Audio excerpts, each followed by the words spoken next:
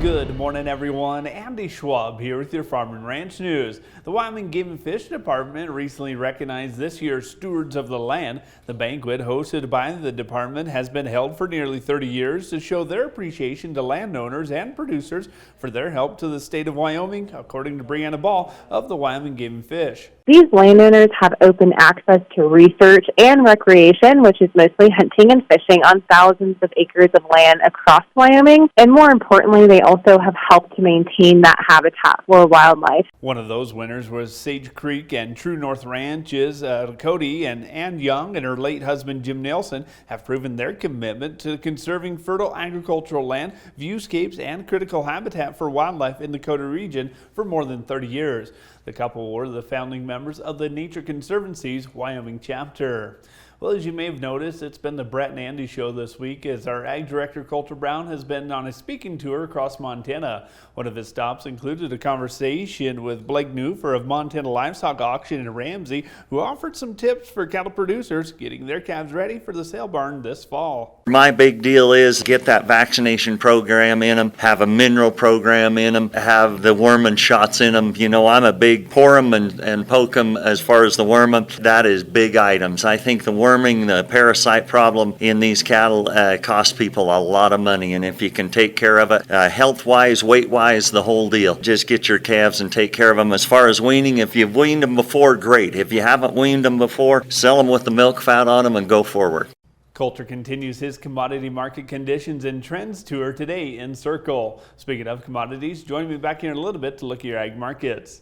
We asked Montana farmer Walt Sales about the challenges of mental health in agriculture. Another drought, there always is. There's always going to be another something. I grew up in a generation of you pulled yourself up by your bootstraps, but it's become evident is what do you do if you can't even find those bootstraps?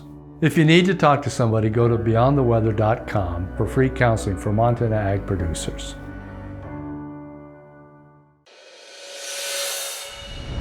Welcome back, friends, to your Ag News and your market. Well, historic day. That's how Kurt Angus with the American Angus Association described the Coleman Angus fall female sale that took place this week as their high seller dropped the gavel at $375,000 for a jaw-dropping 5-year-old bred cow out of Keneally Thunder, or sired by Keneally Thunder, and the dam Coleman Donna 714. Coleman's stellar sale was also highlighted by a fall pair bringing over $205,000, $160,000 for the open heifer Coleman Chloe 2527, and the top bull Coleman Platinum 2622 for $170,000. Of course, that registered stock is a little bit of a different caliber of the cattle and is used just a little bit differently than a traditional commercial operation. However, Coleman's commercial bred heifers did average $3,200 a head. Well, light trade on the cash cattle sector may have set the tone for weaker prices this week. Additionally, softer box beef values may add some headwind. Now, the fall run of cattle is starting to see some of the higher head counts. Miles City Livestock tested over 2,200 head this week, with their light unweaned four-weight steers holding about a 50-cent per pound premium over their heifers in the same weight class. Now, the smaller numbers at the sheep yards was witnessed this week as well, but Bowman's yearling ewe test was also a welcome sight. Now, the grain and soybean markets chopped along on Wednesday ahead of that October World Ag Supply and Demand Estimates report, which is set to be released at 10 a.m. this morning. Well, that's all for Ag News and Markets. I'm Andy Schwab. Have a great rest of your day.